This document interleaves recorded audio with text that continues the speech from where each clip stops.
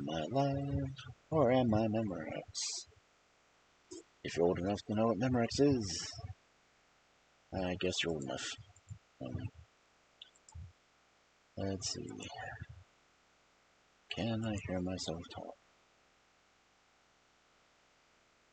Probably not. Hey, that's part of the magic of streaming, right? Scuff is magic.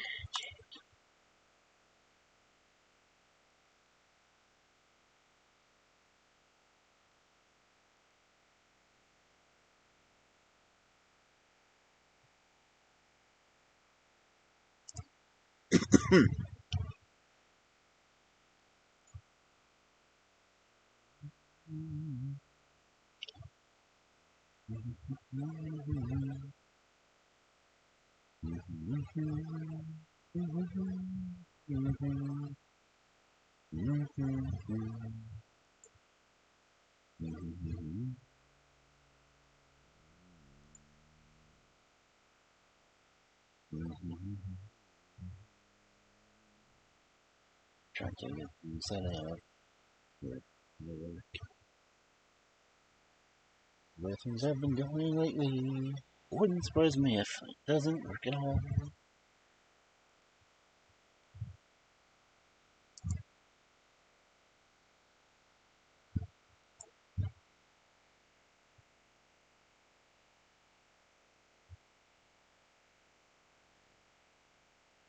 My IP's gonna be different.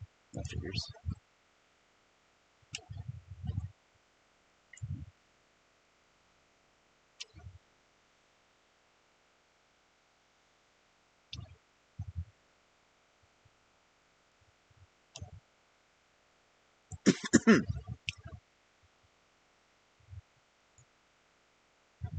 No.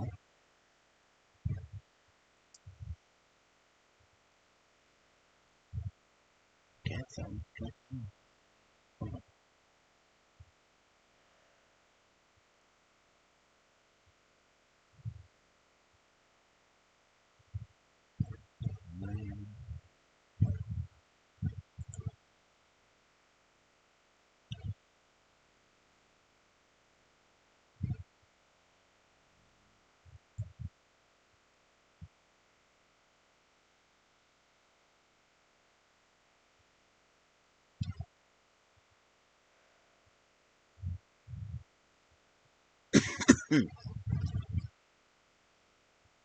How can something get so screwed up in a matter of days?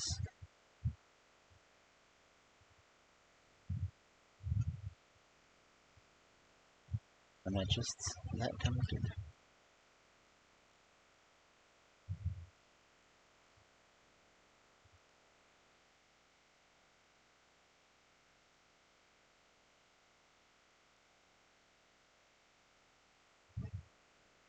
Why isn't it me?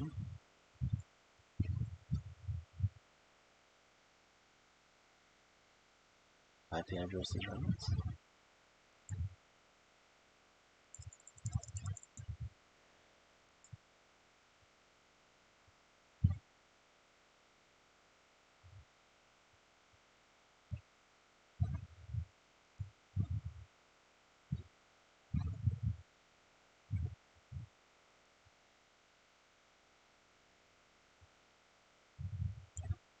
Or is it because my phone's not on Wi-Fi?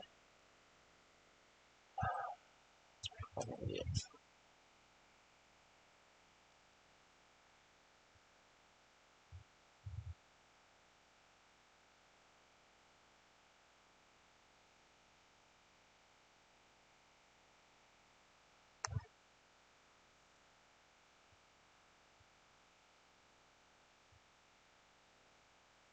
Seems to be very likely it. The Wi-Fi doesn't already turn on my phone.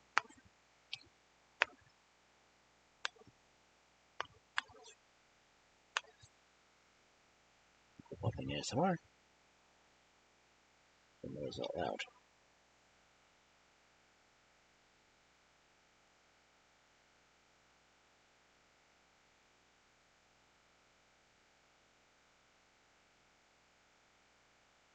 Okay, so it's not wanting to connect to my Wi-Fi at all.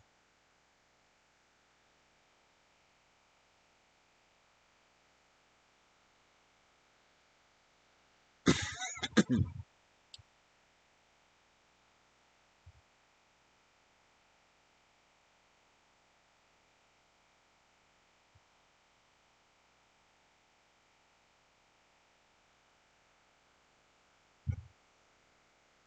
we can't connect to my Wi-Fi. Else.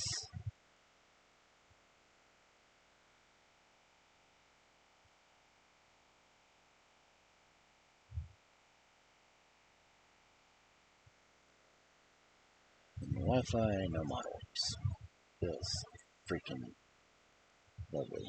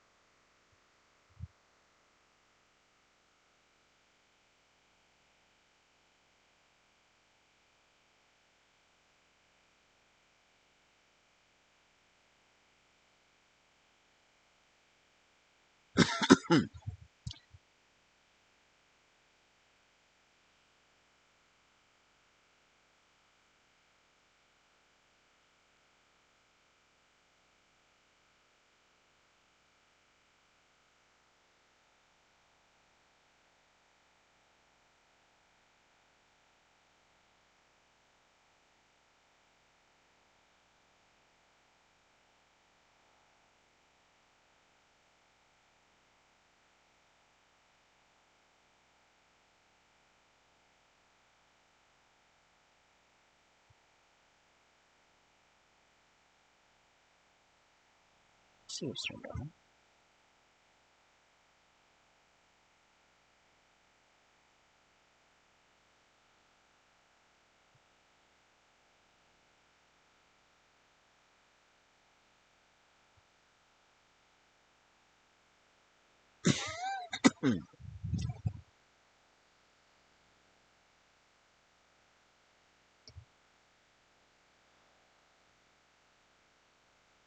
It's also installing the Office and tablet, which I guess I could do if I really wanted to.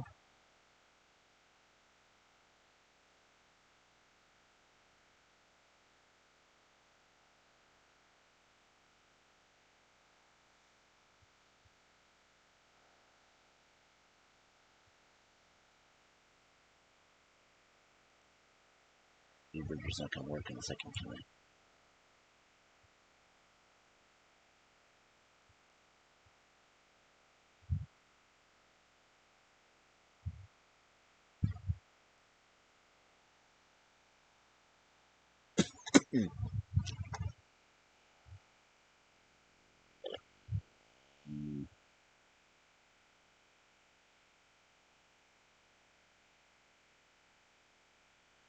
System updates killing that system.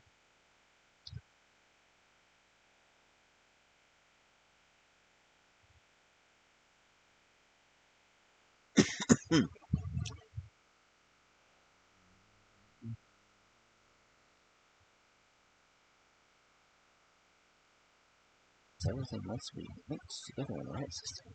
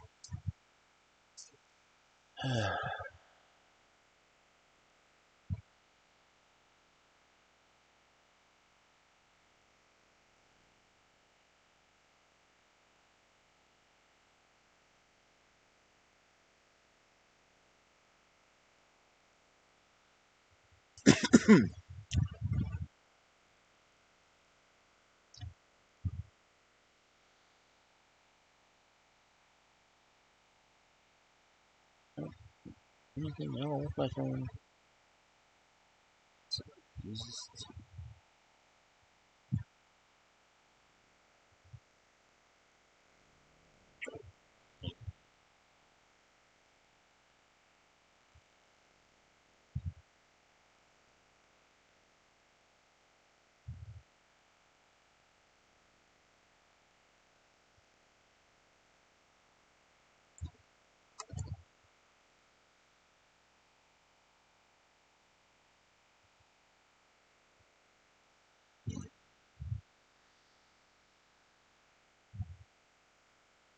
Just gonna be the way that won't let me do anything at all.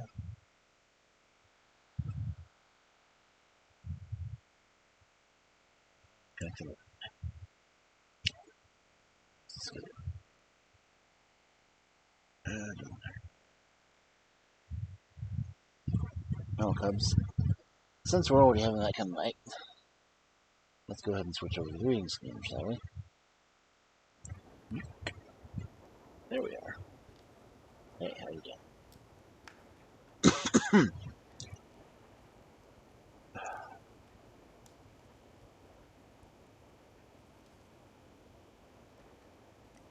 To find out some other time why. So it's not connected. Oh, well, crap. What am I doing on screen? Oh, Cubs. It is a night, definitely.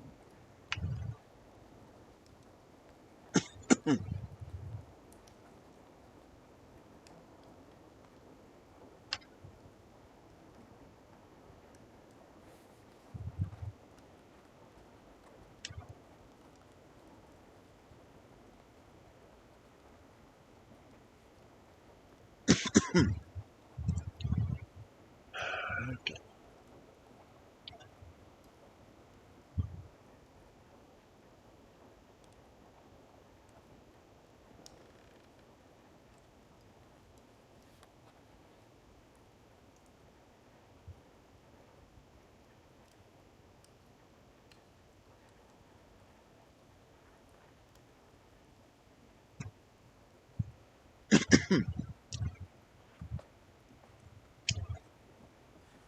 Okay, Cubs.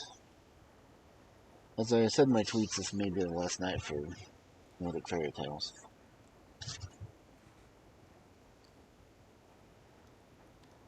Unless, I can find another source of them, but, you know how things go. Anyway. Turn this inwards.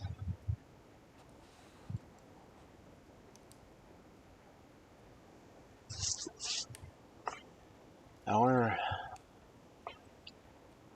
first story for the night is The Bushy Bride. There once was a widower who had one son and one daughter by his first wife. Both of them were nice children, and they were dearly fond of each other. After a while, the man got married again. He wed a widow who had one daughter by her first husband. The girl was both hideous and mean, and the mother was too. As soon as the new wife moved into the house, the husband's children could find no peace, not a single nook or cranny.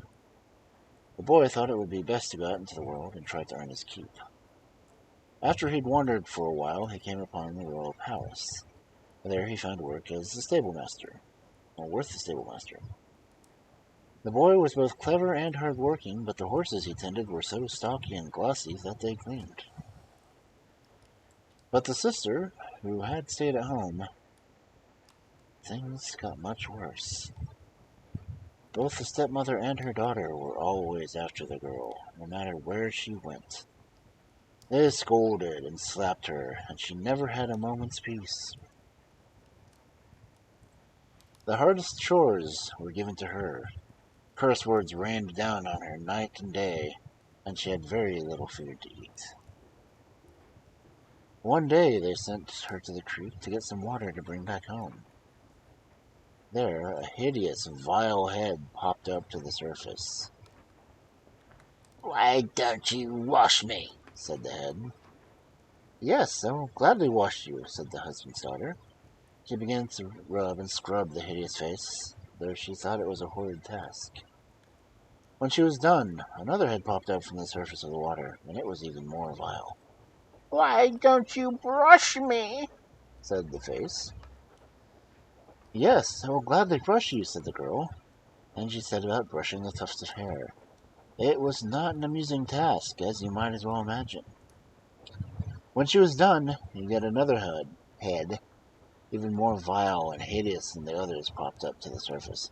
"Won't you kiss me?" said the head. "Yes, I will gladly kiss you," said the husband's daughter. And that's what she did, though she thought it was the worst task she'd ever had to do in her life. Then all the heads began talking to each other. They wondered what they should do for someone who had been so kind to them.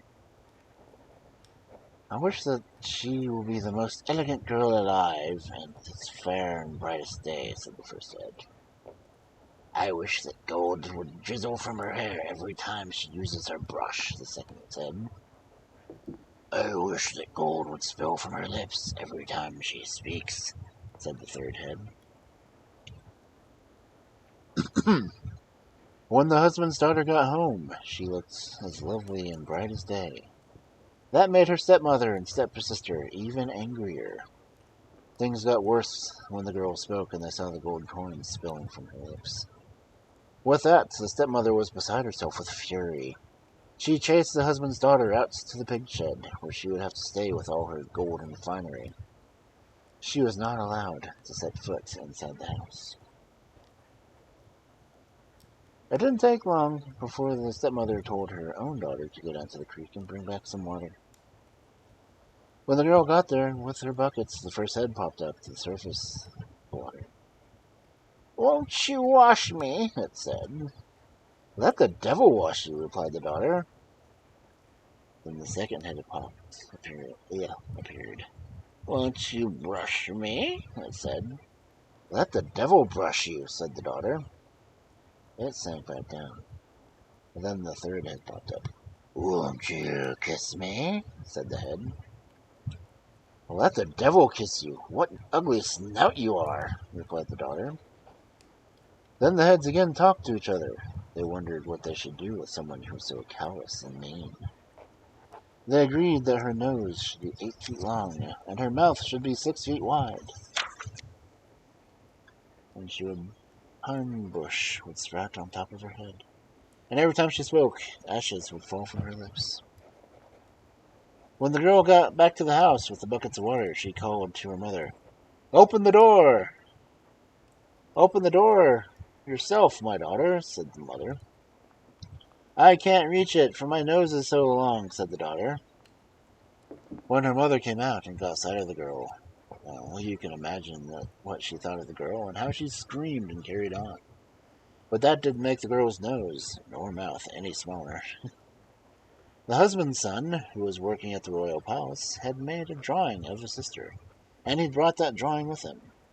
Every morning and every evening he would kneel before the drawing and pray to our Lord for his sister. That's how fond he was of her. The other stable boys heard him speaking. They peeked through the keyhole in his room, and there they saw him kneeling before a drawing. They then spread the word that every morning and every evening the boy was praying to an image of a false god. Finally, they went to the king and asked him to peek through the keyhole in the boy's room. Then he would see for himself. The king refused to believe what they said, but at long last they persuaded him to take a look. So he tiptoed over to the door. Oh yes, there was the boy, kneeling with his hands folded in front of the picture that he had hung on the wall. "Open the door!" shouted the king. But the boy didn't hear him. Then the king shouted again. "Open the door! It's me! I want to come in!" The boy jumped up and ran to the door, but in his haste he forgot to hide the drawing. When the king came in, he saw the picture. He stopped as if spellbound. He couldn't budge from the spot. That's how lovely he thought the image was. "So beautiful a lady is not to be found in all the world," said the king. The boy told him it was a drawing he'd made of his sister. Though she might not be more beautiful than the picture, she certainly wasn't any uglier either. "Oh, if she's that beautiful, I want to have her as my queen," said the king. And he ordered the boy to leave for home right then and there and bring back his sister. And he must not dally along the way. The boy promised to do his best to hurry. And with that he left the palace. When the brother arrived home to get his sister, the stepmother and her daughter wanted to go with him too. So they all left together. The husband's daughter took along a little chest that she had filled with her gold, and also a little dog named Little Cavern. These were the only things she had inherited from her mother. After they had traveled for a while, they had to cross the sea. The brother sat at the tiller. Stepmother and both girls stood on the bow of the boat. They sailed a long way for a long time. A while later, they caught sight of land. "There, can you see the white shore? And that's where we'll dock," said the brother, pointing across the water. "What did you say, brother?" asked the husband's daughter. "He says you should throw your little chest in the water," replies her stepmother. "If that's what my brother says, then I must do it," said the husband's daughter, and she threw her chest in the water. After they'd sailed some more, the brother again pointed to the water. "There, you can see the castle. That's where we're going," he said. "What did my brother say?" asked the husband's daughter. "He says now you must throw your dog in the sea," replied the stepmother. Bitch. The husband's daughter wept and was terribly distressed. The little cavern was the dearest thing she owned in the world, but finally she threw the dog overboard. "If that's what my brother says, then I must do it. But God only knows how much I regret throwing you in the water, little cavern," she said. Then they sailed a good distance further. "There you can see the king coming out to greet you," said the brother, pointing towards the shore. "What did my brother say?" asked his sister again. "Now he says you should hurry up and throw yourself in the water," replied the stepmother. The girl whimpered and wept, but if that's what her brother said, then she had to do it. So she jumped into the sea. When they arrived at the royal palace, the king caught sight of the vile-looking bride with the 8-foot-long nose and the 6-foot-wide mouth, and she had a pine bush growing on top of her head. But then he was truly horrified. But the wedding preparations had already been made, with much brewing and baking, and the wedding guests were waiting, so the king had to take his bride as she was. He was furious, and no one could blame him. That's why he had the boy thrown into the snake pit. On the next Thursday evening, the lovely lady came to the kitchen of the royal palace. She asked the kitchen maid who was sleeping there, and to lend her a brush. When she brushed her hair, there was a drizzle of gold. The woman had brought along a little dog, and she said to him, "Go outside, little cavern, and see whether dawn will be soon." She said that 3 times. The 3rd time she sent the dog outside. The sky was growing lighter. Then it was time for her to leave, but before she went, she said, "Oh, you hideous Bushy Bride, you shall lie in the arms of the king, but while I must keep to the gravel and sand, my brother is in the snake pit, though no one weeps. I'll come back twice more, then never again," the woman added. In the morning, the kitchen maid reported what she'd seen. The king said that on the following Thursday evening, he would keep watch in the kitchen to see whether she'd said was true or not. When darkness fell, he went to join the maid in the kitchen, but no matter how much he rubbed his eyes and tried to stay awake, it did no good. The Bushy Bride hummed and sang to make his eyes close, and when the lovely lady appeared, the king was sound asleep and snoring. The woman borrowed a brush, just as she'd done before, and when she brushed her hair, there was a drizzle of gold. Then she sent her dog outside 3 times. When the sky grew light, she had to leave, but before she went, she spoke the same words. And she added, "I'll be back once more, then never again." On the 3rd Thursday evening, the king again wanted to keep watch. This time he ordered 2 guards to hold him, one gripping each of his arms. They were supposed to shake and pinch him every now and then to keep him from falling asleep. He also ordered 2 guards to keep watch over the Bushy Bride. When the evening came, the Bushy Bride began humming and singing to make the king's eyes close and his head droop to one side. Then the lovely lady appeared. She borrowed a brush, and when she brushed her hair, there was a drizzle of gold. Then she sent her little dog out to see whether it would soon be dawn. She did that 3 times. At the 3rd time, the sky began to lighten. Then she said, "Oh, you hideous Bushy Bride! You shall lie in the arms of the king, while I must keep to the gravel and sand. And my brother is in the snake pit, though no one weeps. Now I'll never again return," she said. With that, she was about to leave.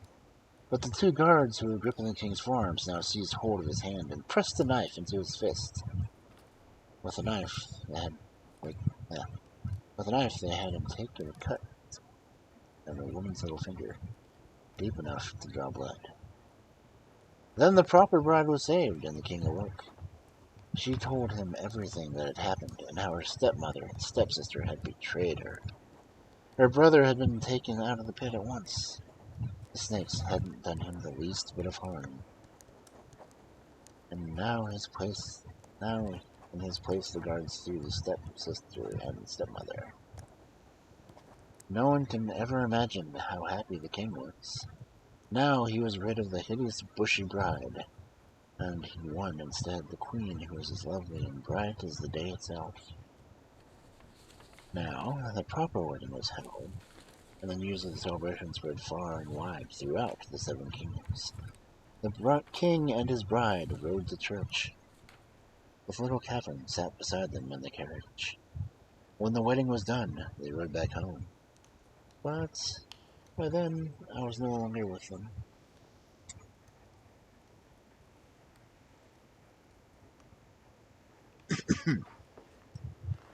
I know I've heard that one before.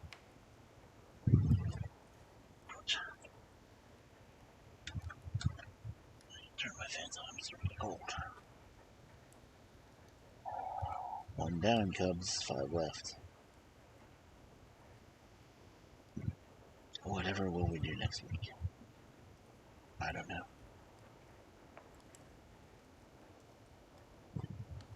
Excuse me. We have a book of Aesop's Fables, but I'd like to leave it up to you guys to figure out what to do. So, here's that.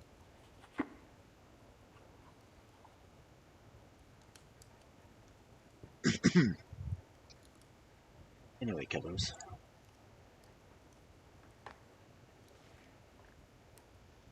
Our next story is The Tabby Cat on Dovre Mountain. There once was a man who lived way up north in Finland. He had captured a big polar bear that he was taking to the kingdom of Denmark. Now, it so happened that he arrived at Dovre Mountain on Christmas Eve. There he went inside a house that belonged to a man named Halvor. He asked the man whether he could have lodging for both himself and the polar bear. "God save us," said Halvor. "We can't offer lodging to anyone right now. Every single Christmas Eve the house is so full of trolls that we have to move out. Even we won't have a roof over our heads." "Oh, that shouldn't stop you from offering us lodging," said the man. "My bear can sleep under the stove, and I can sleep in an alcove." He begged for so long that finally he was granted permission. Then the folks who lived in the house left. But first, they made ready for the trolls. On the table they set sour cream porridge and lutefisk and sausages, along with all sorts of other good food. It looked like a splendid feast. All of a sudden, the trolls arrived. Some were big, and some were small. Some had long tails, while some had none at all. And some had long, long noses. They ate and drank and tried a taste of everything. Then one of the young trolls caught sight of the polar bear lying under the stove. The child stuck a piece of sausage on a fork to try to roast the meat in the fire. But when he went over and held the sausage so close to the polar bear's nose that he burned the tip. "Here, Tabby Cat, do you want some sausage?" the troll child shouted. The polar bear leaped up and growled. Then she chased all the trolls out, both big and small. The next year, Halvor went into the forest on the afternoon of Christmas Eve to get some firewood for the holidays, for he was expecting the trolls to come back. As he was chopping wood, he heard someone calling from deep in the forest. "Halvor, Halvor." "Yes," he said. "Is that big Tabby Cat still living with you?" "Yes, she's back home under the stove," said Halvor. "And she had a litter of kittens, 7 of them, and they're even bigger and crankier than she is." "Then we're never coming back to your house," shouted the troll from deep in the forest. And ever since, the trolls have never eaten a Christmas porridge at Halvor's house on Dovre Mountain. Only a troll would mistake a polar bear for a tabby cat. Admittedly, it was a child troll. So, that'd be a big-ass kitty cat. Not even a tabby, it's all white. Oh well.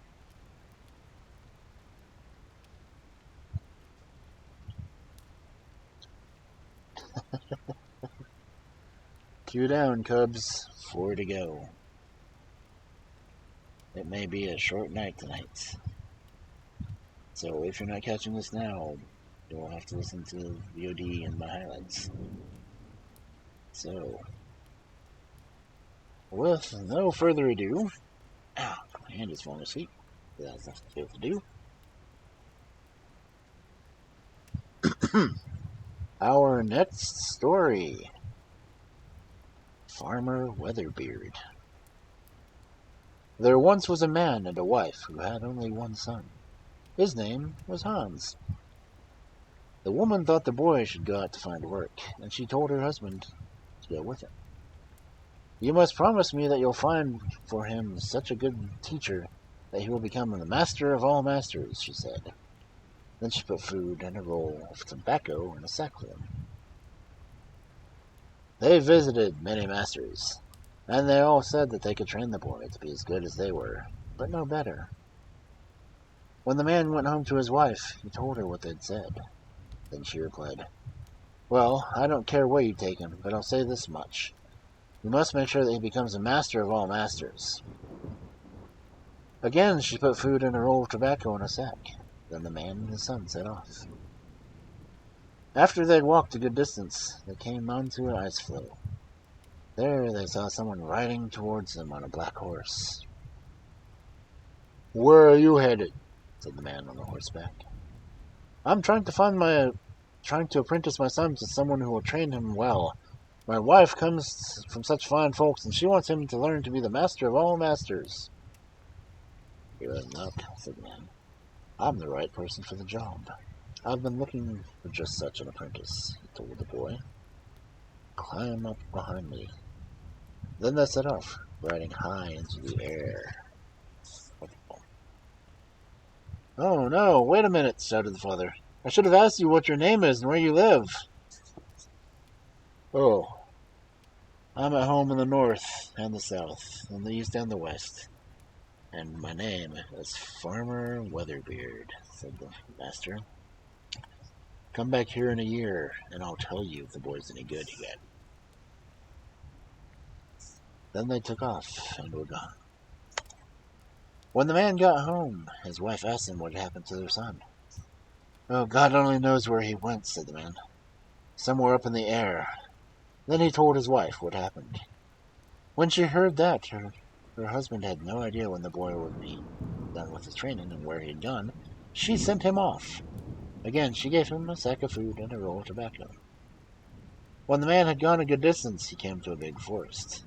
There he walked all day long. When darkness fell, he caught sight of a big clearing. That's where he headed. At long last, he came upon a little hovel at the foot of the mountain. Outside stood a woman hauling water out of a well by winding the bucket up with her nose. That's how long her nose was. "Good evening, ma'am." "Good evening to you," said the woman. "Nobody's called me ma'am in 100 years." "Could you give me lodging for the night?" said the man. "No." But the man took out the roll of tobacco, lit a wad, and handed the snuff to the woman. That made her so happy that she began to dance, and when the man was allowed to stay the night. After a while, he asked about Farmer Weatherbeard. She said she didn't know anything about him, but she was the mistress of all four-legged animals. Maybe one of them knew about this farmer. When she summoned all the animals by blowing a whistle, she asked all the animals, but none of them knew anything about Farmer Weatherbeard. I have 2 sisters, said the woman. Maybe one of them might know where to find him. You can borrow a sled for me, but then you'll be able there by evening. But it's nearly 2,000 miles to my nearest sister. The man set off, and by the evening he had arrived. There he found another woman hauling up water from the well using her long nose. "Good evening, ma'am." Good evening to you, said the woman. Nobody's called me ma'am for 100 years. "Could I have lodging for the night?" said the man. No. The man took out the roll of tobacco and lit a wad. Then he handed the woman stuff on the back of his hand. That made her so happy that she began to dance, and the man was allowed to stay the night. After a while, he asked the woman whether she knew Farmer Weatherbeard. No, she knew nothing about him, but she said that she was the mistress of all the fish, and maybe one of them could tell him something. So she summoned the fish by blowing a whistle that she owned. She asked all of them, but none of them knew about Farmer Weatherbeard. Well, I have another sister, said the woman. Maybe she knows something about him. She lives nearly 4,000 miles from here, and I'll give you a sled so you'll be there by evening. The man set off, and he did arrive by evening. There he found a woman who was raking coals with her nose. That's how long it was. "Good evening, ma'am," said the woman. Good evening to you, said the old woman. Nobody's called me ma'am for 100 years. "Could I have lodging here for the night?" asked the man. No, said the woman. Again the man took out the roll of tobacco to burn a wad of it, and then he covered the whole back of his hand with the snuff and gave it to the woman. That made her so happy that she began to dance, and the man was allowed to stay the night. After a while he asked her about Farmer Weatherbeard. She said that she didn't know anything about him personally, but she was the mistress of all birds, and she summoned them with her whistle. She asked all of them, though she noticed an eagle was missing. A little later the bird appeared. When she asked it about Farmer Weatherbeard, the eagle said that he had just come from his place. Then the old woman told the eagle to take the man there. The eagle first wanted something to eat. Then he would need to rest until the following day. He was so tired after the long journey that he could barely lift himself off the ground. After the eagle had rested and eaten his fill, one plucked a feather from the bird's tail and set the man in his place. Then the eagle took off. It was midnight by the time they reached Farmer Weatherbeard's place. When they arrived, the eagle said, "Dead carcasses are lying outside the door. But pay them no mind. Folks inside are sleeping so soundly that they won't wake easily. Go straight to the table and take 3 pieces of bread from the drawer. If you hear someone snoring, pluck 3 feathers from his head. That won't wake him." That's what the man did. After he'd taken the pieces of bread and plucked 1 feather, "Ow!" cried Farmer Weatherbeard. When the man plucked another feather, the farmer cried, "Ow!" Then the man plucked a 3rd feather. Farmer Weatherbeard shouted so loudly that it seemed as if the walls would crack, both inside and out. But the farmer was still sound asleep. Then the eagle told the man what to do next, and that's what he did. The man went over to the cowshed. Outside the door, he found a big boulder. He picked up the boulder, and underneath were 3 piles of tile. He picked them up too. Then he knocked on the cowshed door, and it opened at once. There he dropped the 3 pieces of bread. Then a hare came out to eat the bread, and he picked that hare too. The eagle told the man to pull 3 feathers from his tail and put the hare, the boulder, and the tiles in their place. Then the bird would carry them all home.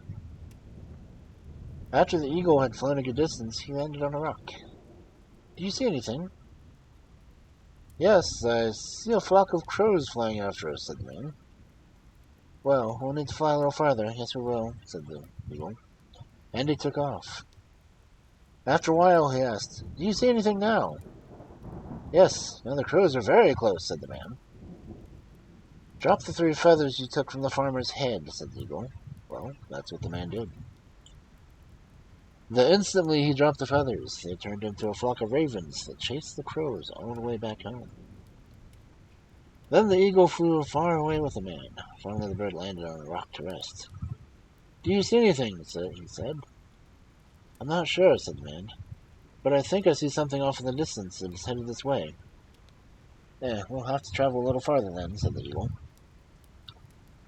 "Do you see anything now?" the eagle asked after a while. "Yes, he's very close now," said the man. "Drop the pieces of tile that you took from under the gray boulder near the cowshed door," said the eagle. Well, that's what the man did. The instant he dropped the tiles, they grew into a big, dense forest. And Farmer Weatherbeard had to go back home to get axes to chop his way through. Then the eagle flew a good distance. When the bird grew tired, he landed in a pine tree. "Do you see anything?" he asked. "Yes, I can't say for sure," said the man, "but I think I can see something glimmering way off in the distance." "Well, we'll have to travel a little bit further then," said the eagle, and they set off. "Do you see anything now?" said the eagle after a while. "Yes, he's very close," said the man. "Drop the boulder that you took from outside the cowshed door," said the eagle. That's what the man did. The boulder turned into a big, high stone mountain. Farmer Weatherbeard had to break his way through it, but when he'd gone halfway, one of his legs broke off. Then he had to go back home to mend it. In the meantime, the eagle flew with both man and the hare. When they arrived, the man went to the churchyard and sprinkled hallowed ground on the bird. Then the eagle turned back into his son, Hans. When it was market time, the boy turned himself into a dun-colored horse. He asked his father to go with him to the marketplace. "When someone comes over and wants to buy me, tell him that you want $100 for me. But don't forget to take off the halter, or else I will never escape from Farmer Weatherbeard," said the boy. That's exactly what happened. The horse trader appeared, and he was eager to buy the horse. He wanted to pay the man $100, but after the price was agreed on, and Hans' father had the money, the horse trader wanted the halter as well. "No, that's not part of the agreement," said the man. "I won't give you the halter, for I have other horses I need to bring it to my own." And with that, they went separate ways. But they hadn't gone far before Hans turned himself back into himself. And when the man got home, he found his son sitting on the bench next to the stove. The next day, Hans turned himself into a brown horse, and then he asked his father to go with him to the market. "When somebody comes over and wants to buy me, tell him that you want $200. That's what he'll pay you. And afterward, he'll buy you a drink. No matter what you drink or what you may do, don't forget to take the halter off of me, or else you'll never see me again," said Hans. Everything happened just as he'd said. Father got $200 for the horse, and afterward the horse trader bought him a drink. When they parted, it was only in the last minute the man remembered to take the halter off. They hadn't gone too far before the boy had turned himself back into himself, and when he got home, there sat Hans on the bench by the stove. On the 3rd day, the same thing happened. The boy turned himself into a big black horse. He told his father that somebody would come and offer him $300. Afterward, the man would get his father good and drunk. No matter what he did or how much he drank, he mustn't forget to take off the halter, or else Hans would belong to the Farmer Weatherbeard for the rest of his life. "Oh, he would be sure to remember," said his father. When he got to the marketplace, he was paid $300 for the horse. But Farmer Weatherbeard got him so drunk that he forgot to take the halter off the horse before the horse trader left with the horse. After Farmer Weatherbeard had gone a good distance, he went to stop to get more liquor. In the stable, he put a glowing hot barrel lined with sharp nails under the horse's nose. Under the animal's tail, put a trough of oats. Then he went inside the inn. What? The horse stood there, stamping and kicking, sniffing and snorting. In came a girl, and she felt sorry for the horse. "Oh, you poor thing. What sort of master would treat you this way?" said. Then she slid the halter off the stall railing so the horse could turn around and reach the oats. "It's me! I'm his master!" shouted Farmer Weatherbeard as he rushed to the stable door. But the horse had already shaken off the halter and thrown himself to the goose pond. There he quickly turned himself into a little fish. Farmer Weatherbeard ran after the horse and turned himself into a big pike. Then Hans turned himself into a dove, but Farmer Weatherbeard turned himself into a hawk and flew after the dove. The princess was standing at the window of the royal palace when she saw the hawk try to grab the dove. "If you knew as much as I do, you'd fly in the window to me," said the princess to the dove. The dove came racing to the window. Then Hans turned back into himself and told the princess what had happened. "Turn yourself into a golden ring and slip onto my finger," she told him. "No, that won't do," said Hans. "Then Farmer Weatherbeard will make the king ill, and no one will be able to restore him to health until a farmer comes to cure him. And in return, he will demand your golden ring." "I'll tell him that I inherited the ring from my mother and refused to part with it," said the princess. Then Hans turned himself into a golden ring and slipped onto the princess's finger. With that, Farmer Weatherbeard couldn't get him. But things happened just as the boy had said. The king fell ill, and no doctor was able to cure him until Farmer Weatherbeard arrived. In return, he wanted the princess's golden ring. The king sent a messenger to get the ring from the princess, but she said she refused to part with it, for she had inherited the ring from her mother. When the king heard this, he grew angry. He said he wanted that ring, no matter who had given it to her. "It won't help matters for you to get angry," said the princess. "I won't take off the ring. If you want it, you'll have to take my finger off as well." "Let me help," Farmer Weatherbeard said. "I'm sure I can get the ring off." "No, thank you. I'll do it myself," said the princess. She went over to the fireplace and smeared ashes on her finger. Then the ring came off and landed in the ashes. Farmer Weatherbeard turned himself into a rooster. He kicked and pecked so hard with the ring in the fireplace, the ashes flew all around. Then Hans turned himself into a fox and bit off the rooster's head.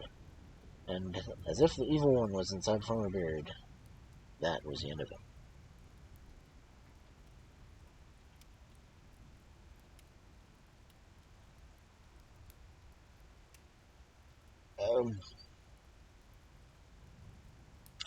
What was the purpose of the giant hair then? Since the hair wasn't used for anything. It's not that I read or remember. Why don't you just turn the hair into a person and be done with it?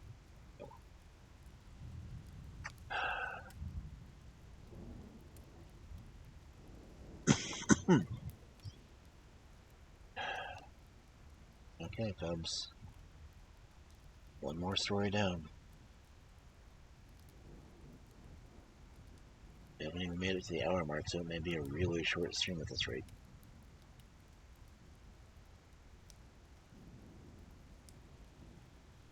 So anyway, next story. The Blue Ribbon. There once was a poor woman who went out to the countryside to beg. She took along her little boy. After her sack was full, she headed for the mountain ridge to get back to her own village. After they had gone part way up the slope, they came upon a length of blue ribbon. It was lying on the path that pack horses traveled. The boy asked if he might take the piece of ribbon. "No," said his mother. "It could be some sort of trickery." Then she urged the boy to keep going. After they'd gone farther up the slope, the boy said he needed to step aside, plant some trees for a moment, as boys do. In the meantime, the woman sat down on the stump to wait.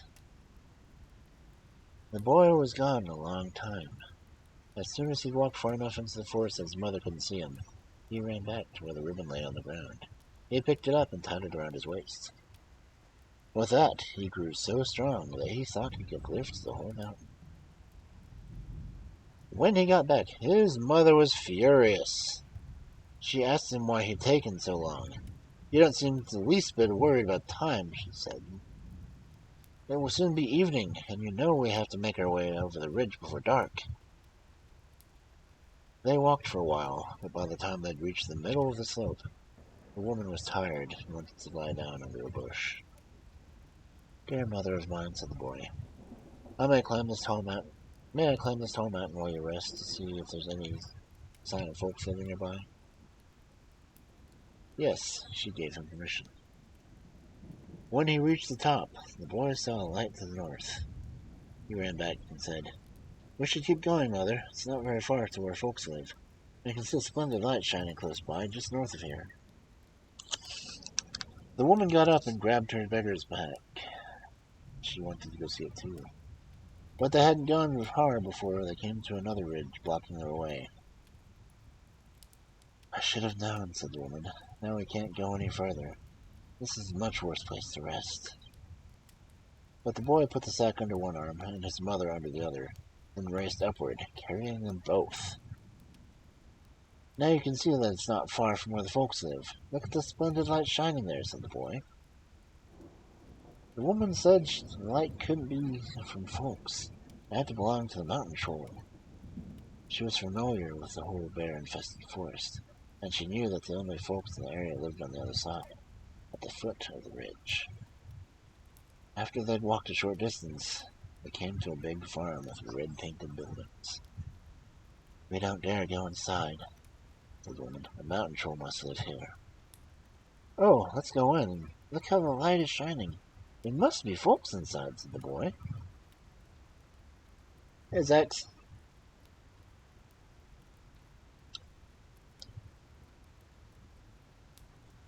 He led the way, and his mother followed. But the moment he opened the door, she fainted, for she'd caught sight of a big, bulky man sitting inside on the bench. "Good evening, grandfather," said the boy. "I've been sitting here for 300 years, but in that time nobody has ever called me grandfather in greeting," said the man on the bench. The boy sat down next to him and started talking as if they were old friends. "What happened to your mother?" said the man after they'd been talking for a while. "I think she'd fainted. You should see to her." The boy went over to his mother and dragged her inside. Then she came to. She crawled into the firewood rack and sat down. She was so frightened that she hardly dared look up. After a while, the boy asked the man if he could give him lodging for the night, and said yes, he would. They talked some more, but then the boy had grown hungry. He asked the man whether he could also give them an evening meal. The man said yes, he certainly could. After they'd sat there a while longer, the man stood up and put 6 armloads of dry pine on the fire. The woman grew even more frightened. "Now he's going to burn us alive," she said as she sat among the firewood. When the fire was nothing but embers, the man got up and went outside. "God save me, how brave you are! Don't you see that we're in the home of a troll?" said the woman. "Oh, never mind that. We're in no danger," said the boy. After a while, a man came back with an ox so big and mighty that the boy had never seen its like. The man slammed his fist under the animal's ear, and with that it fell to the floor dead. Then the man picked up the ox by all 4 legs and placed it on the glowing coals. He twisted and turned the carcass until it was seared brown. Tasty. Then he went over to the cupboard and took out a silver platter. It was so big that he roasted the oxen and didn't even fill it to the edges. He set the platter on the table and then went down to the cellar to get some wine from a tall wooden cask. He lopped off one end of the cask and set it on the table near 2 knives that were 6 feet long. After he'd done that, he invited his guests to come take a seat at the dinner table. That is a big-ass meal.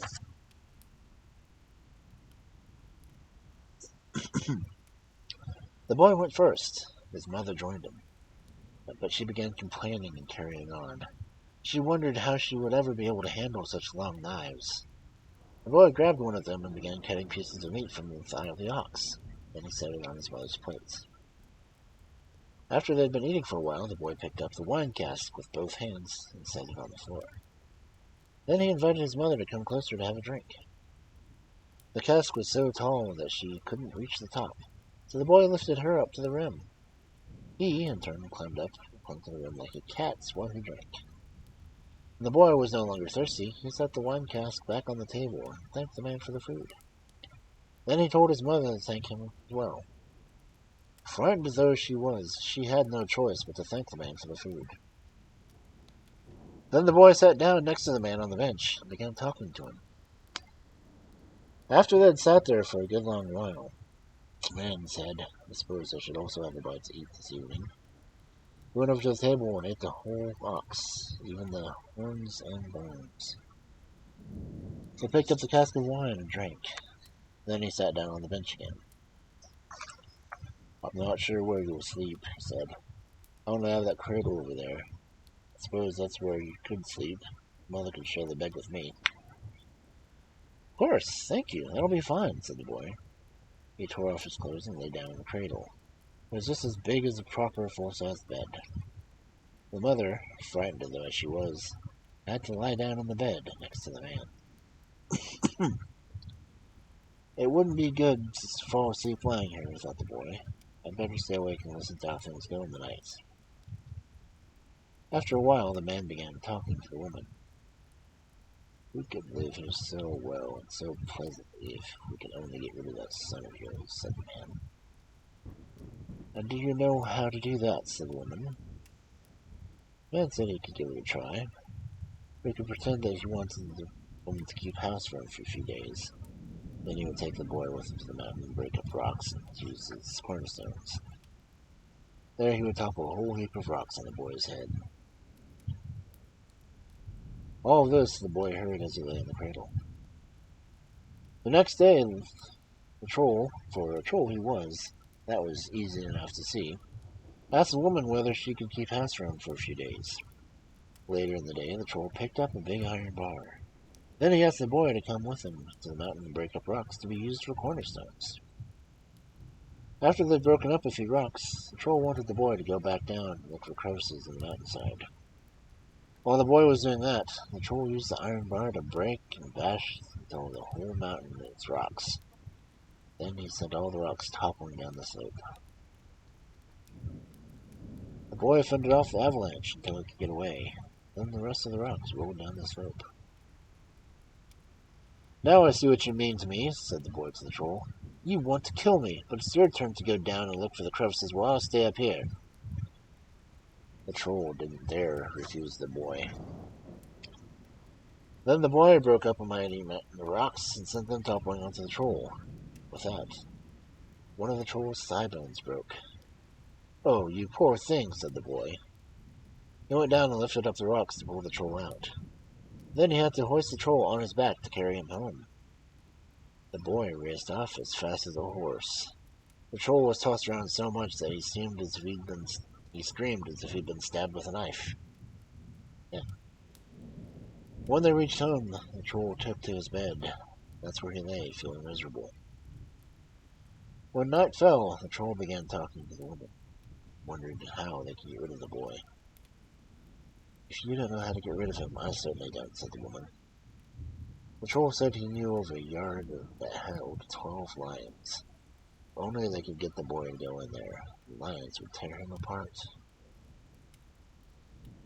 The woman didn't think that would be any trouble. She would stay in bed and say that she was terribly weak and ill, and she wouldn't be well again until she had lion's milk to drink. All of this the boy heard as he lay in the cradle. When he got up in the morning, his mother told him that she felt weaker than anyone could ever imagine, and unless she had lion's milk to drink, she would never be well again. "I'm afraid you're going to be weak for a very long time, Mother," said the boy. "I have no idea where to get lion's milk." Then the troll said there was no shortage of lion's milk if only someone wanted to get it. His brothers had a yard where they kept 12 lions. He would give the boy a key to the yard if he wanted to milk them. The boy took the key and a milk pail, and he set off. When he unlocked the gates and went into the yard, all 12 lions confronted him, standing on their hind legs.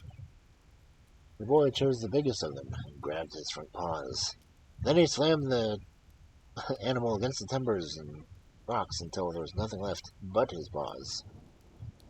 When the other lions saw this, they were so frightened that they crept forward and lay down at the boy's feet like shamefaced dogs.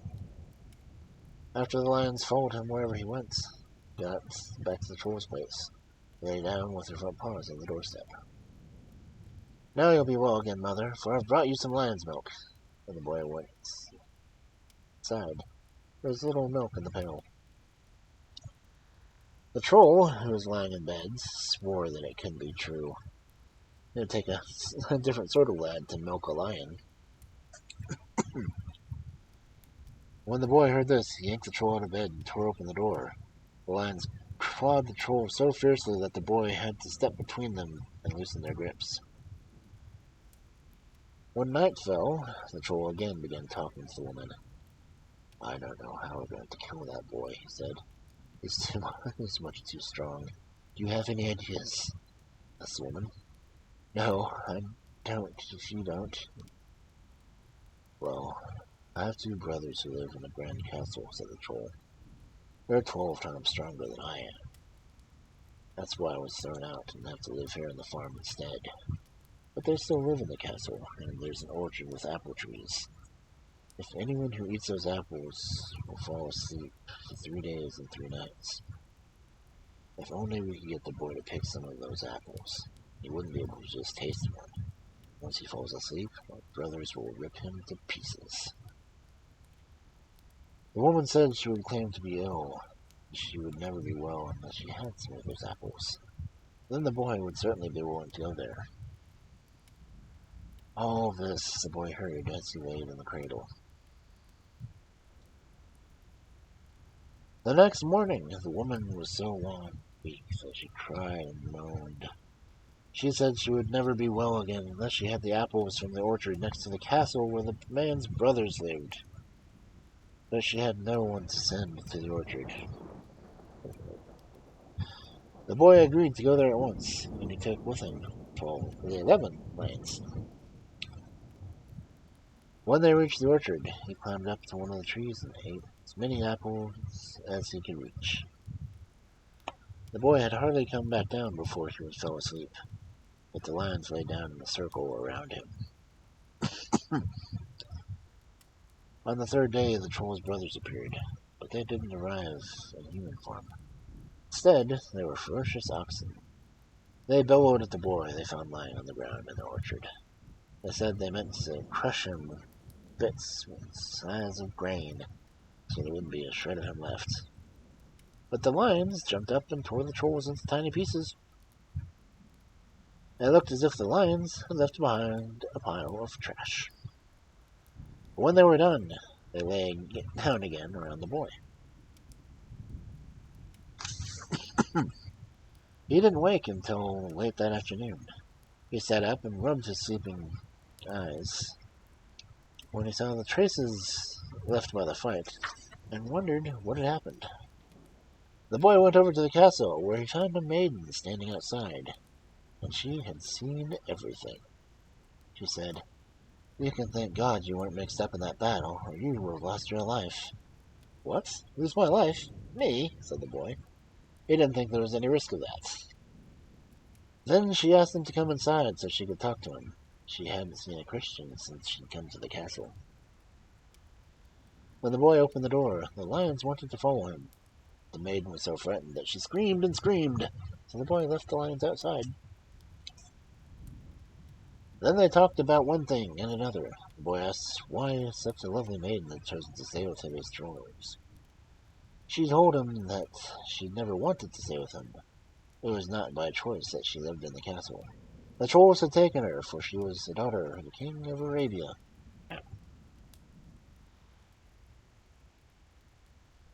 As they talked, she asked the boy what he wanted to do now. She could either go back home, or he could have her as his bride. Of course he wanted to marry her. She was not to go back home. No. Then they walked to the castle to take a look around. When they came to a big room, they saw two mighty swords that the trolls had hung on the wall. If only you were the sort of lad who could wield one of those swords, said the king's daughter. Who? Me? Said the boy. You don't think I can wield one of those swords? That should be easy enough. He stacked 2, then 3 chairs on top of each other. He jumped up there and grabbed hold of one of the bigger swords and tossed it into the air. He caught it by the hilt and dropped it to the floor, so the whole room shook. When he climbed down from the chairs, he picked up the sword and stuck it under his arm. After they lived together in the castle for a while, the king's daughter thought she should go home to see her parents. She wanted to tell them what had become of her. 2 of them built a ship, and then she left. When she got home, the boy rattled around the castle by himself. Then he remembered the reason he'd come there.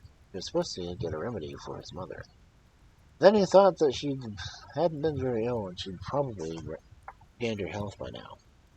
He decided, all the same, to go and see how his mother and the troll were doing. They found the man had recovered, and his mother had also recovered long ago. You poor things, you sit here in this wretched hovel, said the boy. Why don't you come back to my castle? Then you'll see what sort of lad I am. And they went back with him, with the man and the woman. On the way there, the boy's mother asked her son how he went so strong.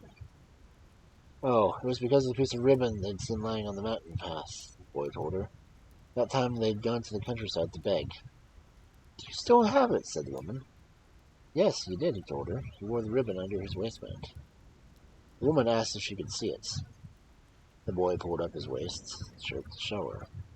Then she reached out with both hands and grabbed the ribbon off of him, wrapped it around her fist.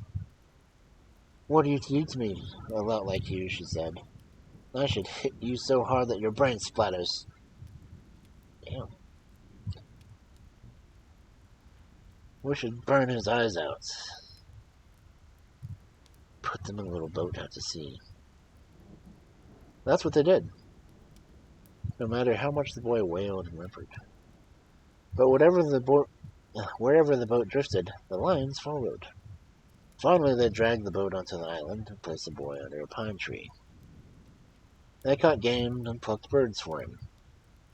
Then they made him a whole bed from the down feathers. Yet he had food to eat, raw food, and he was blind. One day, the biggest lion chased after a hare that seemed to be blind, for it kept running into timbers and rocks. Finally, it ran straight into the trunk of a pine tree. Then it tumbled head over heels onto the ground into the pond.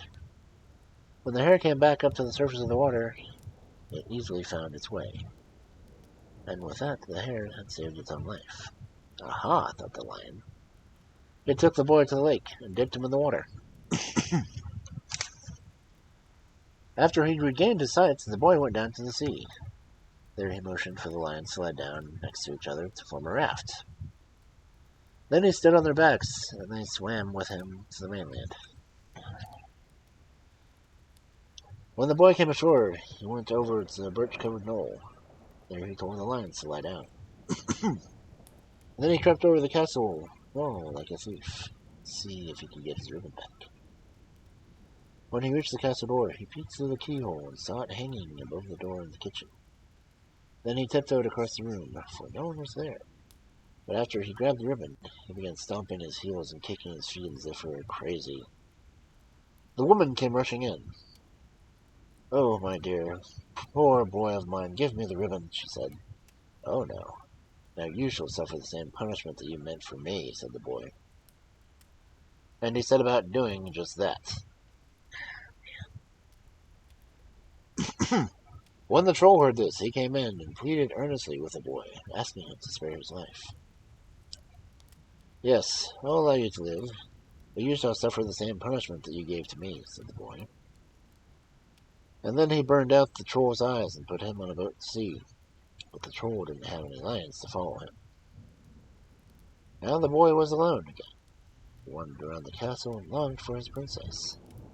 Finally, he couldn't stand it anymore. He missed her so much that he had to leave. He loaded 4 ships with provisions and set sail for Arabia to find her. For a while, they had a good brisk wind, but then they ended up becalmed next to a steep islet. The crew went ashore and roamed around the pass in time. There they found a big and mighty egg. It was as big as a small house. They began hitting and pounding on the egg with big rocks to see if they could crack it open.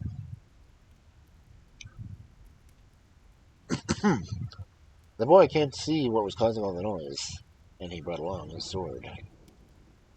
When he caught sight of the egg, he thought it should be easy to split it open. He swung his sword and split the egg in two. Out stepped a baby bird, as big as an elephant. "I think we may have done the wrong thing," said the boy. "This may cost us our lives." Then he asked the crew whether it had enough to sail to Arabia in 24 hours, as soon as they had good winds. Yes, they thought they surely could. When they got winds, they set off, and they reached the land of Arabia in 23 hours. The boy ordered the crew members to go ashore at once and bury themselves so deep in the sand dune that they could just barely see the ships. The captains and the boy climbed the tall mountain and sat down under a pine tree. An hour later, the bird arrived. In its claws, the bird carried the insect. Then it dropped the insects on top of the ships, and all of them sank. Next, the bird went over to the sand dune and began flailing its wings so it nearly took off the heads of the seamen. Then it flew up to the pine tree so fast that the boy spun around.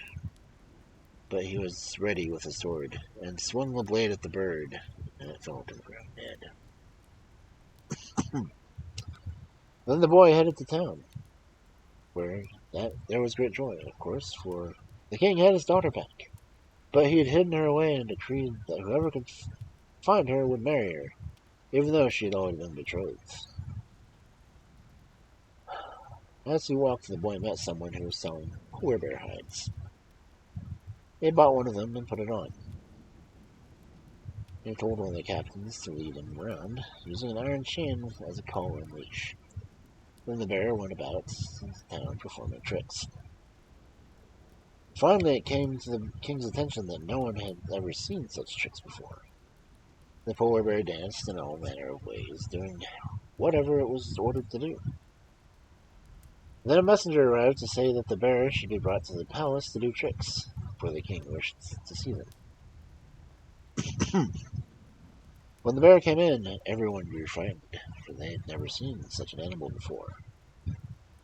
But the captain said there was no danger as long as they didn't laugh at the bear.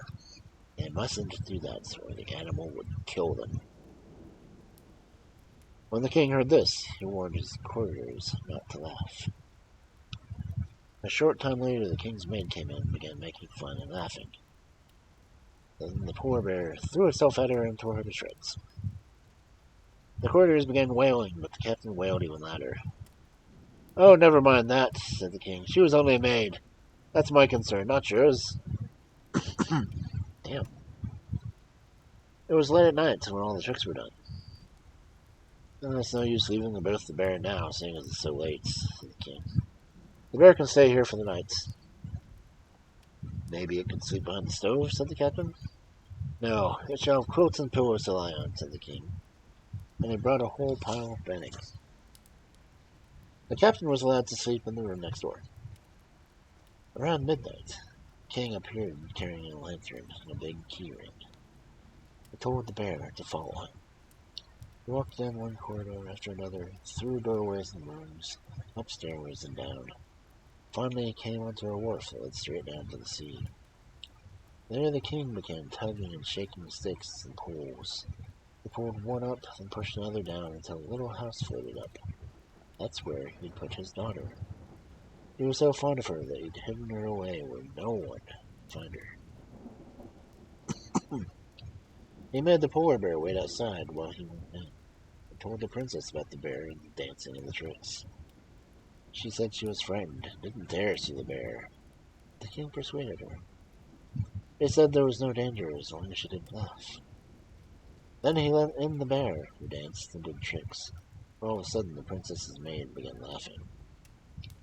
With that, the boy threw himself at her and tore her to shreds. The princess wailed and moaned. "Oh, never mind that," said the king. "She was only a maid. I'll find you another maid who is just as good. But now, it's best if the bear stays here, for I don't feel like leading it back along the corridors for this time of night." Then the princess said she wouldn't dare stay there. But the bear curled up and lay down behind the stove. Finally, the princess lay down in bed, though she kept a candle burning.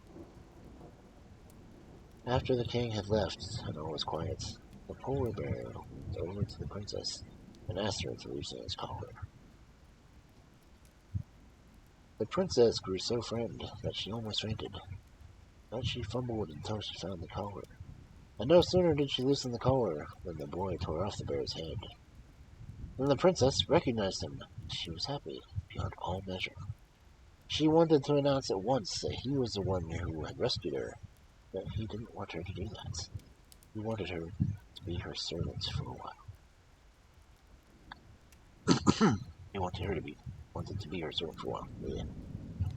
The next morning, they heard the king rustling in poles, and the boy put the bear hide back on and lay down behind the stove. "Well, did the bear lie there quietly?" said the king. "Yes, God save me," said the princess. "But didn't so much as lift a paw." And the bear went back up to the castle to join the captain. Then the boy went to the master tailor and ordered princely clothing for himself. When the clothes were ready, he went to the king and said that he wanted to look for the princess. "There have been many who tried," said the king, "but they all lost their lives, for anyone who can't find her in 24 hours must give up his life." "Oh, there was no danger of that," the boy said. He wanted to look for the princess, and if he didn't find her, that would be his concern. A fiddler had come to play at the castle. Maidens were dancing, so the boy danced too. After 12 hours, the king said, I feel sorry for you. So easily distract you that you'll soon lose your life." "Oh, never mind that. There's no danger from a corpse as long as it still can sneeze. I have plenty of time." And he kept dancing until there was only an hour left. That's when he wanted to begin his search. "Oh, it's no use," said the king. "Time is almost up." "Light a lantern and bring your big key ring," said the boy, "and follow me. I have a whole hour left." The boy took the same route the king had gone the night before, and he ordered the king to unlock the doors until he came to the wharf that led out to sea. "It's no use now. Time is up. This will take you straight out to sea," said the king. "There is still 5 minutes left," said the boy. He tugged and pulled on the sticks and poles until the house floated up. "Now the time is up," shouted the king. "Come here, my fencing master, and chop off his head. No, wait. There are 3 minutes left. Give me the key so I can go inside." But the king stood there fumbling with the keys, and he said he couldn't find the right one. He was trying to use up the minutes. "If you don't have the king, I have one of my own," said the boy. And he kicked the door so hard that it fell to the ground in pieces. The princess greeted him on the threshold. She said that he was the one who had rescued her, and he was the one she would marry. And so she did. The boy celebrated his wedding to the daughter of King of Arabia. That was a really long, freaking confusing story.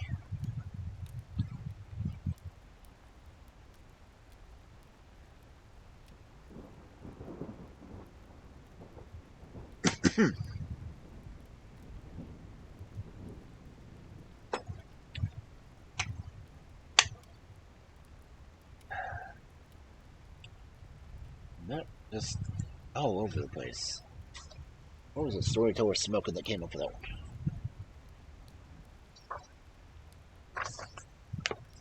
And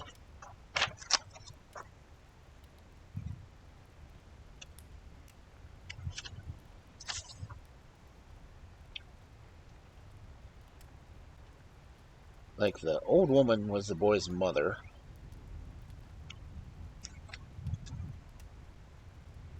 She ended up shacking up with the troll, trying to kill her son. Yeah, fun time just writing the description of this later for the highlights. Troll tried 3 different ways to get him killed. It wasn't until his own mother took the ribbon from him to get him killed. Like, what the hell, Cubs?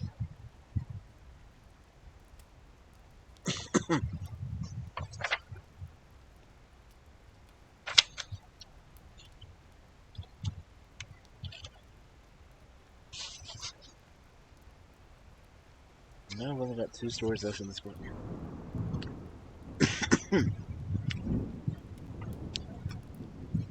I honestly did not expect that one to be that long.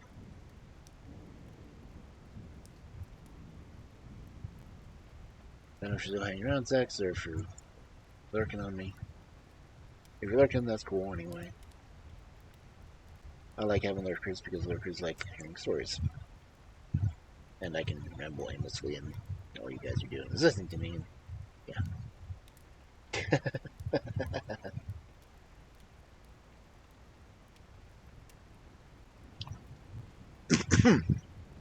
But I only have 2 stories left in this book, and I've got to find another one for my Thursday nights because I'll be done with this one. Just like that.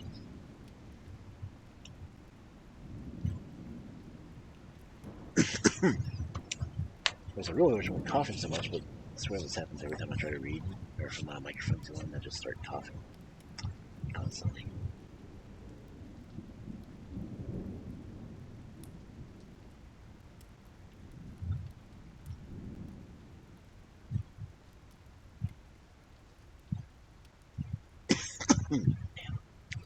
Go ahead, coughing. It's painful. Very, very painful. I guess it could be doing worse. Okay, we are at the hour 22 mark. And I've got 2 stories left, and they're both. Well, the 2 of them together is only going to be over 4 pages, so it's not going to take that long. So I'm going to go over half tonight, so it'll be a shorter stream. And I thank everyone who pops in and lurks on me, because it's kind of cool.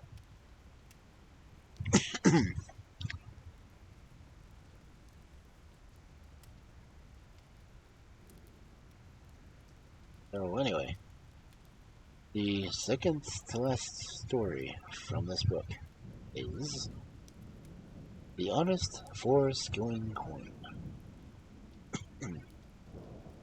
There once was a poor woman who lived in a miserable hovel far away from the village. She had little to eat and nothing at all to burn. That's why she sent her little son out to the forest to gather firewood. He leapt and he ran and leapt, in order to stay warm, for it was a cold and gray autumn day. Every time he put a twig or a branch in his firewood carrier, he had to wrap his arms around his little chest. His fists were very cold. They were as red as the lingonberry patches he walked through. After he'd filled his firewood carrier, he headed home. Then he came upon a clearing with tree stumps. There he saw a misshapen white rock. "Oh, you poor old rock, so white and pale you are. You must be terribly cold," said the boy. He took off his sweater and wrapped it around the rock. When he got home with the firewood, his mother asked him why he was walking around in his shirt sleeves in the cold autumn weather. The boy told her that he'd seen an old misshapen rock that was white and pale with frost, so he'd given the rock his sweater. "Hey, Dusk." "You fool," said the woman. "Do you really think that rocks get cold? Even if it was freezing and the rock was shivering, everyone has to look out for himself. It's going to cost money to put clothes on your back if you keep hanging them on rocks out in clearings." Then she sent the boy back to get his sweater. When he got to the rock, he saw that it had turned around and one edge was sticking up from the ground. "Oh, you moved after I gave you the sweater, you poor thing," said the boy. But when he got a better look at the rock, he saw underneath a money chest filled with shiny silver coins. That money must have been stolen, thought the boy, for no one would put money he had earned in an honest way under a rock in the woods. Then he picked up the chest and carried it to a nearby lake. There he threw the whole chest of money into the water, but a 4 gold coin floated to the surface. "That must be an honest coin. Whoever is honest will never sink," said the boy. He picked up the 4 coin and took it home, along with the sweater.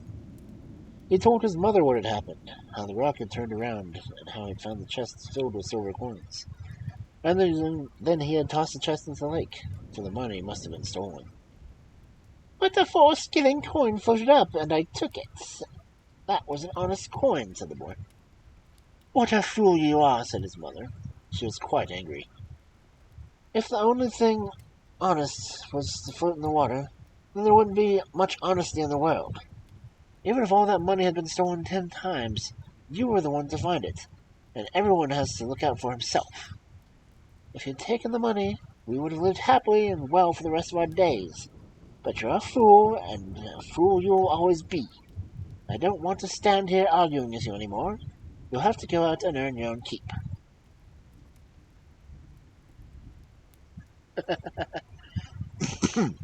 Okay. Then the boy had to go out into the wide world. He walked a long way and for a long time, looking for work. But wherever he went, folks thought he was too small and too weak, and they said he would be of no use to them. Finally, the boy came to a merchant's house. There he was allowed to stay in the kitchen and carry firewood and water for the cook. One day, after the boy had been there a good long while, the merchant was about to leave for a foreign land. Then he asked each of his maids what he should buy and bring home for them. When everyone else had said what they wanted, it was the boy's turn. The boy who carried firewood and water for the cook. He held out his 4 coin. "Well, what should I buy you with that?" the merchant. "It's not going to be much of a purchase." "Buy whatever you can get for it. At least I know it's honest money," said the boy. With that, his master promised to do just that, and then he set sail. In the foreign land, the merchant loaded on his boat with all cargo and brought everything he had promised for his maids. Then he went back to his ship and was about to pull away from the wharf. Only then did he remember the cook's boy, who had sent him off with a 4 coin to buy him something. "I really must go back to town for the sake of the 4 coin," thought the merchant. "Taking what sorts of riffraff brings nothing to trouble." At that moment, a woman came walking past with a sack on her back. "What do you have in the sack, ma'am?" asked the merchant. "Oh, it's only a cat that I can no longer afford to feed. I was thinking of tossing it into the sea to be done with it," replied the woman. "The boy said I should buy whatever I can get for 4 said the merchant to himself. He asked the woman whether she would take 4 for the cat. The woman was quick to agree, and the purchase was made. After the merchant sailed for a while, a dreadful gale came upon his ship. It was a terrible storm like no other. It had tossed the ship this way and that, and he had no idea where they were. Finally, the merchant came to a land that he had never visited before. There he went into town. He went into an inn where the table was set with a stick next to the places for each guest. The merchant thought this was strange. He couldn't understand what all those sticks were for. He sat down and thought he would watch what other guests did. Then he would do the same. When the food was set at the table, he certainly saw that the sticks were for. Thousands of mice came swarming across the table, and each guest seated there had a stick to wield, swinging it and flinging it. The only sound to be heard was the shrieking of the sticks, each one louder than the other. Sometimes later, guests would hit another person in the face, and then they had to stop and say, "Forgive me." "Eating is a hard task in this land," said the merchant. "Why doesn't anyone keep a cat?" "A cat?" they asked. They never had an idea what a cat was. Then the merchant had a cat brought into the inn. It was the cat he'd bought the cook's boy. When the cat landed on the table, all of the mice raced back to their holes, of course. The folks had never in living memory had such peace as to eat with their food. They blessed the merchant and begged him to sell them this cat of his. At long last he promised to leave the cat with him, but when he had to do $100 for it. That's what they gave him, along with their thanks. When the merchant again set sail, no sooner had the ship come out of the open waters than he saw a cat sitting high up on the mast.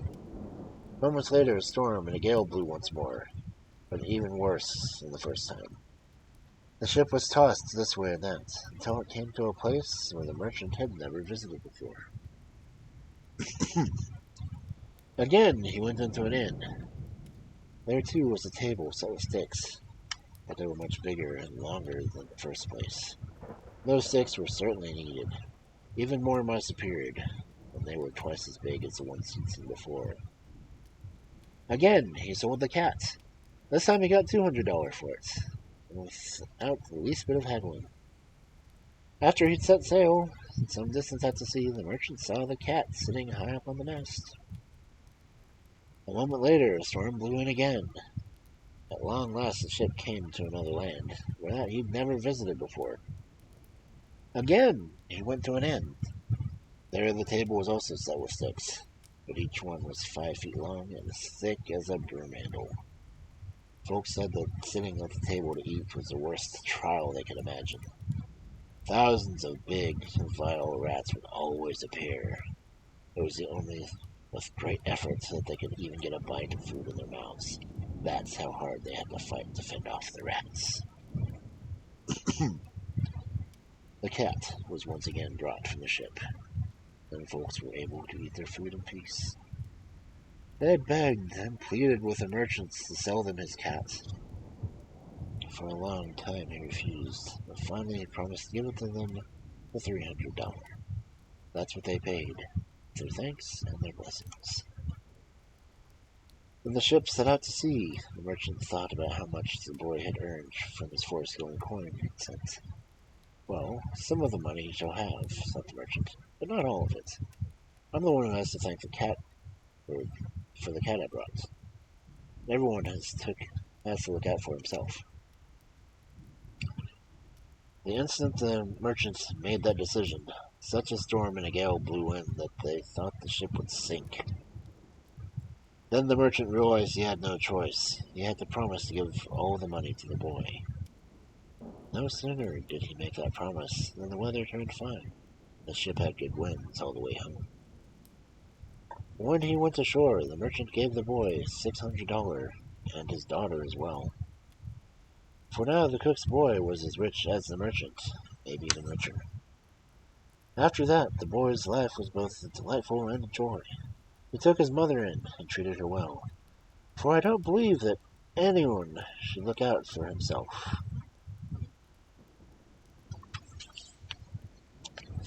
Okay.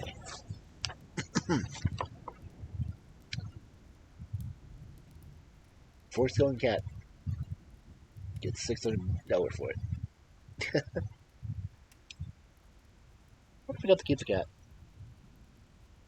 I don't hope so. I don't think the merchant would have been able to keep it since it kept showing up. I only have one story left in this book. No! We have to crack open Aesop's Fables next week.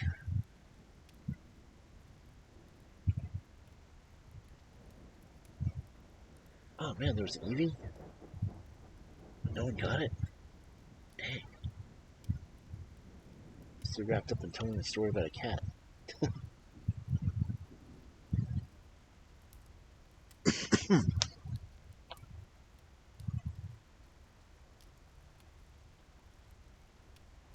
Okay, I only have one more story in this book. Sad to say. It's only a page and a half. But read it I shall. Then I'll have to find something else to do. I've got enough Grim Fairy Tales to go for another couple of weeks, or if not a month. This book isn't as long as Big Fairy Tales.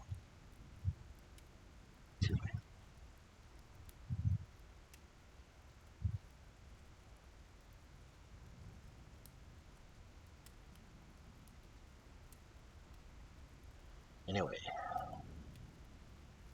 the very last story in this book. Oh, I was trapping a wolf. Sure want to, but I'll read it anyway.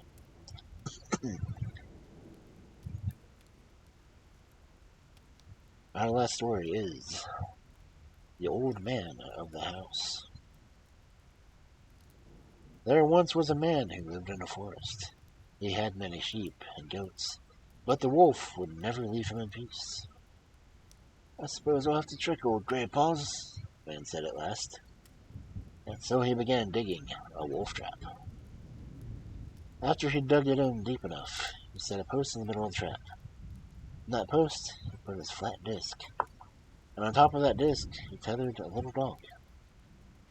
Over the pit, he placed branches, evergreens, and boughs to another degree.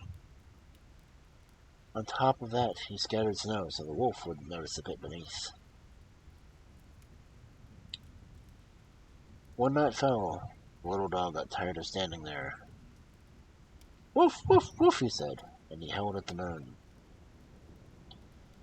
A fox came along, sauntering his way forward. He thought he was going to get himself a good meal, so he leapt, and fell straight into the wolf trap. A little while later, the little dog was so tired and so hungry that he began to whine and bark. "Woof, woof, woof," he said. All of a sudden, a gray wolf came along, and patted his way forward. He probably thought he was going to get himself a nice piece of meat, so he leapt and fell straight into the wolf trap. The next morning, at the gray light of dawn, the icy north wind blew in. It was so cold that the little dog stood there shivering and shaking. By then, he was very tired and hungry. "Woof, woof, woof," he said, and kept on barking. Then a bear came along, plodding his way forward. He shook himself and thought he was certainly going to get a tasty morsel at an early hour, so he lumbered out onto the branches and fell straight into the wolf trap. A little later that morning, an old vagabond woman came walking along. She was wandering from farm to another as she carried a sack on her back. When she caught sight of the little dog that was standing there barking, she went over to see if any animals had fallen into the wolf trap during the night. She knelt at the edge and peered down. "Did you fall into the trap, sly fox that you are?" she said to the wolf. Well, to the fox, for he was the first she saw. "Serves you right, you chicken thief." "And is that you, Grey Wolf?" she said. "If you've been stealing goats and sheep, then you're going to be flogged and beaten to death." "Oh, dear me, a teddy bear!" "Are you sitting in the trap too, you horse slayer? Well, you're going to lash you, they're going to flay you, and your skull will be hung up on the wall." And that's what the woman shouted at the bear, sounding so eager and threatening. At that moment, the sack she was carrying on her back slipped forward over her head, and the woman fell straight into the wolf trap. Then all four of them sat there and glared at each other from their separate corners. The fox in the first corner, the wolf in the second, and the bear in the third, and the old woman in the fourth.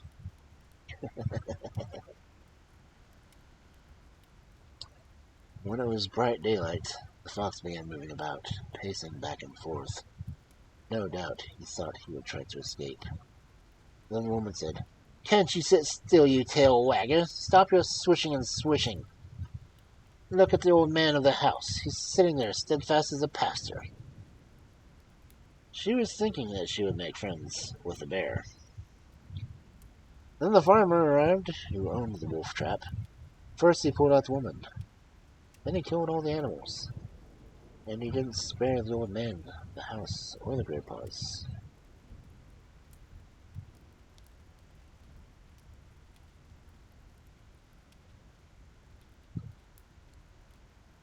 Or the sly tail wagger.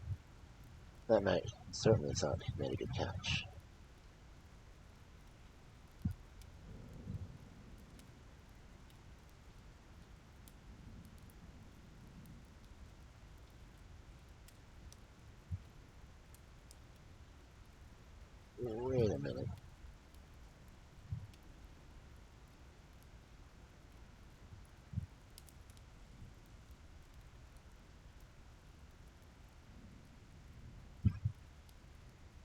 The old man.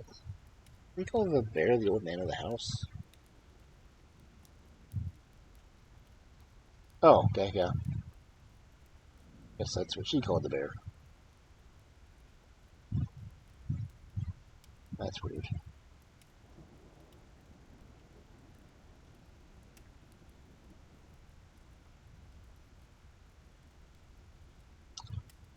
Well, that's awkward. Yeah.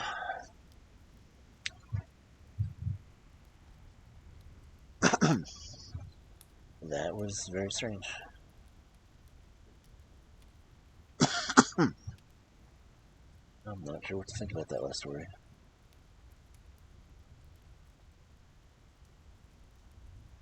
She called the bear the old man of the house. Why was he the title of the story?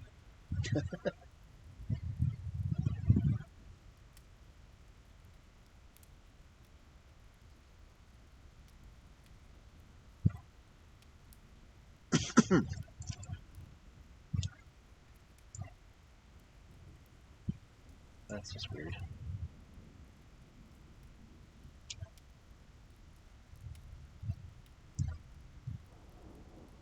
Switch over just a second. Nope, that's not good. My model's not working, so yeah.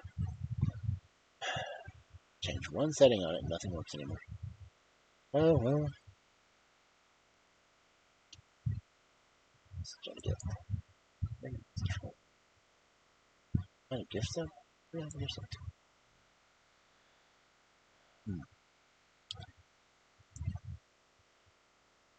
Anyone have any raid suggestions?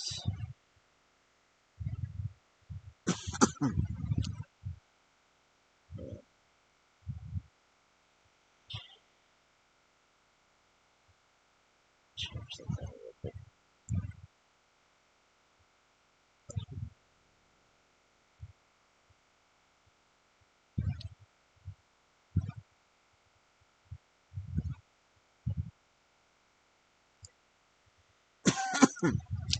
Oh, wrong one. That'll work. Well, things work. Right. I'll do all that. Browser left. Maybe? There we go. In stereo.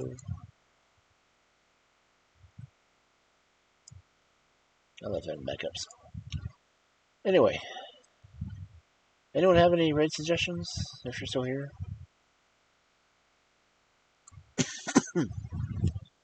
Trying to see who's on.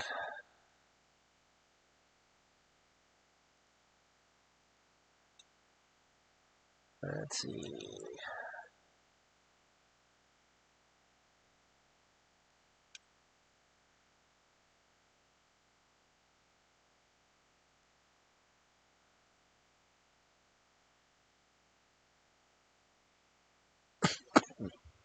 Damn.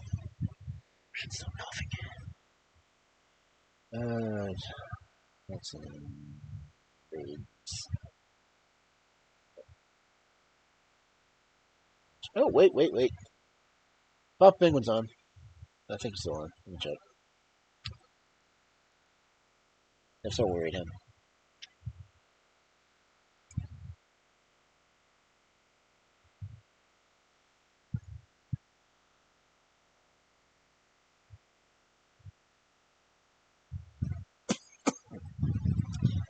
Yep, he is still going. Cool. Let's go raid Pop Penguin. Then I can try to figure out what's wrong with my broken stuff. I don't have a raid message yet, so.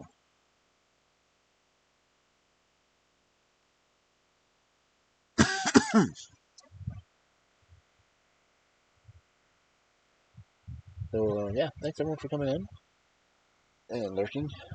Papa Penguin is getting himself spooked. He's over there playing Phasmophobia. And it looks like he might be playing by himself, so even more reason to go and scare him. So, Yeah. Have a good night, Cubs. Talk to you later.